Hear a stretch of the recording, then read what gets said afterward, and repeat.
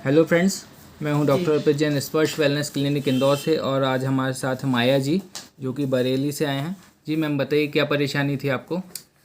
रीढ़ की हड्डी में गैप बताया था डॉक्टर ने। हाँ, और कब से थी परेशानी है?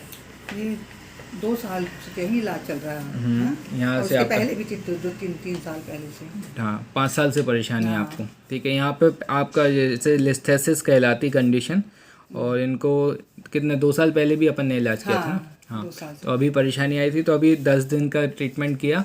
और उसके बाद में अब कैसा है आपका? आराम है, थोड़ा पीठ में जरा वो दर्द है, बस कमर में। बाकी सब कुछ हाँ, बढ़िया ठीक है। है। पहले क्या क्या परेशानी आती थी आपको?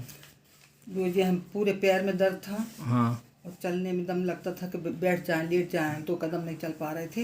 हाँ, बहुत आराम है अब। अब चलना फिरना सब हाँ, चालू है सब आपका? चलना फिरना, अभी कितना काम करना सब कर सब रहे कुछ हैं। घर के काम सब। कर रहे हो? कितना चल रहे हो अभी आप? बहुत बहुत बहुत मतलब कर कितना? रहे हैं। जिंदा चल रहे हैं। अच्छा। काम भी खूब कर रहे हैं। चलो ठीक है, आप संतुष्ट हैं ट्रीटमेंट से? जी। ठीक है, धन्यवाद।